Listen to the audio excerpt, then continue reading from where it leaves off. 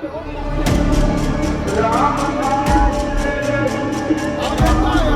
वर्ष से ज़्यादा से ये राम विवाह महोत्सव मनाया जा रहा है, जब से हमारे राम जी आए हैं यहाँ पर। यदि सुई गिर जाती है तो उसको भी लोग उठा करके दिखा देंगे सुई गिरी हुई है। बहुत अच्छी व्यवस्था की गई है। यहाँ पर पुलिस के द्वारा सशस्त्र सलामी की जाती है। हाँ जी।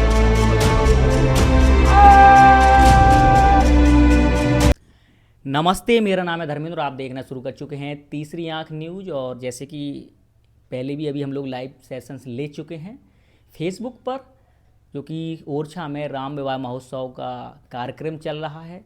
और ये लगता है तीसरा दिन है, क्योंकि आज बारात निकल ली हैं। तो हम लोगों ने सोचा कि इंटरनेट पे भी खंगाल रहे थे हम लोग कुछ जानकारी, तो विवाह महोत्सव के बारे में जानकारी तो काफ़ी मिली, लेकिन अब जाहिर सी बात है कि वो यहाँ वहाँ से जुटाई हुई जानकारी थी।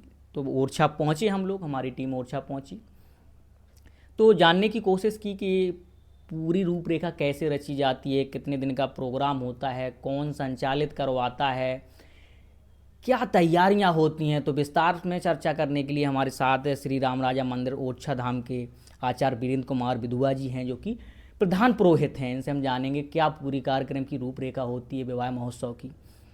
आचार्य जी, हम शुरू से जानना चाहते हैं, जैसे विवाह महोत्सव होता है, कुछ इनका मतलब डेट, कुछ ऐसा समय सीमा है, कब से हो रहा है? हाँ जी, ये बहुत अच्छी बात है। यहाँ रामराज सरकार का, जब से हमारे रामराज सरकार ओरछा में पधारे हैं, रानी कुंवर गणेशी बाई जी लाई है, ये कथा तो आपको मालूम ही है। हाँ। तो तभी से ही उनके सारे जितने उत्सव होते हैं वो सब यहाँ बनाए जाते। करीब मेरे ख्याल से 500 वर्ष से ज़्यादा से ये राम विवाह महोत्सव मनाया जा रहा है, जब से हमारे राम जी आए हैं यहाँ पर। और ये हमारा पहले हमारा 5 दिन का उत्सव होता था, अब 7 दिन का उत्सव हो गया है। 7 दिन का मतलब कब से जोड़ा जाता है? 7 दिन का ऐसा जोड़ा कि यहाँ पर विशाल भंडारा होता है। कल ही भंडारा हुआ है, हम लोग उस भंडारे की व्यवस्था देख रहे थे सब लोग। तो उसमें 50 से 70 हज़ार लोगों का भोजन हुआ है। रात में 1:30 बजे तक भोजन चला। इस कारण से ये 3 दिन पहले से बूंदी प्रसाद बनना, अन्नपूर्णा जी का पूजन होना, हरदौल जी का पूजन होना, जो अपने बुंदेलखंड के हरदौल जी हैं उनका पूजन होना, और भटिया पूजन का आशय वहाँ अग्नि का स्थापन करना और वहाँ पर प्रसाद बनना। तो यहाँ पर 2 तारीख से बूंदी प्रसाद बनना प्रारंभ हो गया था। ये इस तरह से 2 तारीख से और हमारे मंदिर प्रबंधक महोदय और मंदिर की जो समिति है, शासकीय मंदिर प्रबंधक महोदय, माननीय कलेक्टर महोदय आदि सब लोगों ने आकर के अन्नपूर्णा जी का पूजन किया, भटिया का पूजन किया। इसके बाद में 2 दिन तक तो बूंदी प्रसाद बनता रहा। और इस बार और अच्छा हुआ, जो माननीय कलेक्टर महोदय जो आए हैं उन्होंने एक नया प्रसाद बनवाया। उसमें क्या, आपका कड़ी और ये आपका चावल का पुलाव, कड़ी पकौड़ी और चावल का पुलाव बनवा करके उसमें एक 4 चांद लगाए। लोगों ने सबसे ज़्यादा उसी को प्रसाद पाया है। बुंदेली व्यंजन हो गया। हाँ, बुंदेली व्यंजन को बनाया, क्योंकि बड़ा भी बनना था। क्योंकि समय क्या था कि समय उतना था नहीं मीटिंग के बाद, इसलिए शायद संभवतः हो सकता अगले बार बड़ा भी होगा। कड़ी, बड़ा, पुलाव, पूड़ी, सब्जी, बूंदी आदि बनेगा था। तो अब विस्तार से आप बताइए कि कौन से मुख्य दिन कुछ होते हैं। जैसे 7 दिन का पूरा प्रोग्राम चल रहा है, यहाँ तक कि हल्दी से शुरू होता है, मंडप से शुरू होता है, फिर इसके बाद आज बारात का दिन है। तो क्या क्या रूपरेखा रहती है पूरे कार्यक्रम में? हाँ जी, जैसे मैंने बताया कि 2 तारीख से यहाँ पर हमारा कार्यक्रम प्रारंभ हो गया, अन्नपूर्णा जी का पूजन। 2 और 3 में हमारा जो है बूंदी प्रसाद बना, और 4 तारीख में गणेश पूजन, राम जी को तेल की रस्म जो की जाती है, जो अपने यहाँ बुंदेलखंड में सभी जगह विवाह में की जाती है, तो वो तेल की रस्म हुई 4 तारीख में। 5 तारीख जो कल थी, उसमें सबसे पहले हल्दी की रस्म होती है। तो हमारे माननीय कलेक्टर महोदय सपत्नीक आए, पूरा प्रशासन आया, मंडप के नीचे पूजन किया विधिवत, और फिर हल्दी की रस्म कल की गई। वो हल्दी की रस्म 12 बजे से 1 बजे के बीच में की गई थी। उसके बाद फिर मंडप पूजन होता है।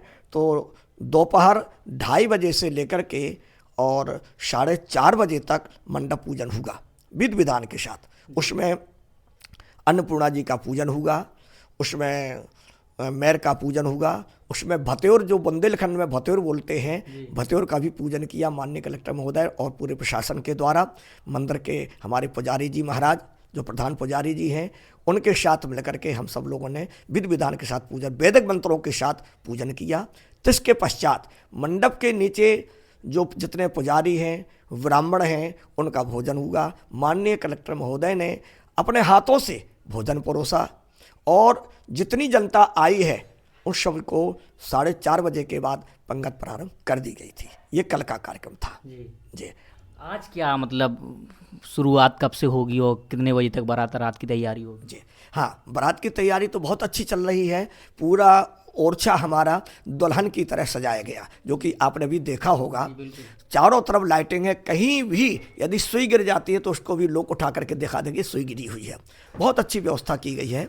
तो आज अभी हमारे रामराज सरकार का उपटन हो रहा है, दूल्हा है तो दूल्हे का उपटन होता है। तो नित्य 9 बजे आरती होती थी मंदिर की, तो आज 9 बजे ना होकर के ठीक 12 बजे आरती होगी। 12 बजे सबको दर्शन मिलेंगे। 12 से 2 बजे तक दर्शन होते हैं। पालकी का श्रृंगार होता है, पालकी बनती है और हल्दी भी लगाई जाती है। हल्दी की रस्म आज चलेगी। सायंकाल 6 बजे से फिर दूल्हा की निकासी होती है। तो दूल्हा निकासी में हमारे रामराज सरकार पालकी में आकर के बैठते हैं और उनका श्रृंगार किया जाता है। श्रृंगार करने के बाद हमारे माननीय कलेक्टर महोदय जो प्रबंधक हैं वो प्रथम तिलक राम जी को करते हैं। इसके बाद हम आप सब लोग मिलकर के उनका तिलक करते हैं और 7:15 बजे 7:30 बजे के बीच में और घर से बारात चलती है, माने मंदिर से बारात उठेगी। तो आगे मेन गेट पर, जो राम जी का मेन गेट है, मुख्य द्वार, वहाँ पर पुलिस के द्वारा सशस्त्र सलामी की जाती है। हाँ जी, और राजा है ना, और राजा है तो यहाँ तो सलामी लगती ही है, तो उनको सशस्त्र सलामी लगाई जाती है। सलामी लगने के बाद वहाँ 1 मिनट भगवान हमारे राम रुकते हैं और फिर इसके बाद में वो नगर के लिए चलते हैं।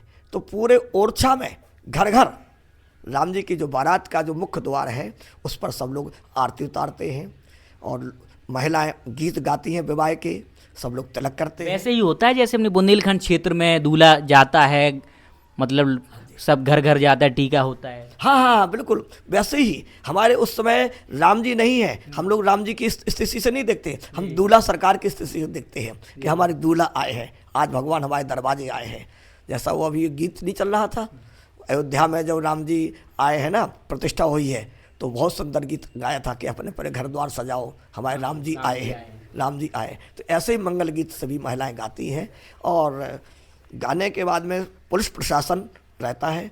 साथ में 1-2 डीजे नहीं, इस बार तो 15 डीजे चल रही हैं, ढोल नगाड़े चल रहे हैं। जबलपुर का स्पेशल जो बैंड है उसको भी मंगाया गया है। कितने किलोमीटर की यात्रा रहती होगी, मतलब जब निकासी की जाती है इसके बाद बारात घूमती होगी, पूरा सिर्फ ओरछा नगर ही घूमता है? हाँ जी, जो पुरानी परंपरा के अनुसार जो मार्ग था पहले हमारे ओरछा रियासत का, तकरीबन 2.5 किलोमीटर के आसपास होगा, 2.5-3 किलोमीटर चलती होगी या 4 किलोमीटर। फिर वहाँ से बारात आकर के यहाँ जनक जी का एक मंदिर है, वहाँ पर बारात रुकती है। वहाँ पर SDM महोदय बारात का टीका करते हैं, दूल्हे सरकार का, समस्त बारातियों का टीका करते हैं जैसा अपने यहाँ होता है, और समस्त बारातियों का स्वागत होता है। वहाँ हजारों की तादाद में बाराती रहते हैं, सभी का स्वागत, बंधन, तिलक होता है, माला पहनाई जाती हैं बिल्कुल धूमधाम के साथ। फिर बारात वहाँ से टीका होकर के राम जी अपने गर्भगृह में आते हैं। तो मांगलिक उपचार जितने भी हैं सभी होते हैं, कीर्तन होते हैं, भजन होते हैं, रामायण पाठ होता है, आदि भजन संध्याएं होती हैं, रात्रि भर जागरण होता है। प्रातः बेला में कल भी कुछ 7 तारीख में राम कलेवा की रस्म की जाती है, जो अपने होता है ना राम कलेवा। विदाई के समय, मतलब विदाई के समय जाते हैं तब हाँ, दिया जाता है। भोजन काय नहीं करते हैं, क्या लेना है, राम जी मचलते वो, हैं। हाँ, राम कलेवा कुंवर कलेवा जिसको बोलते हैं, कुंवर कलेवा बोलते हैं।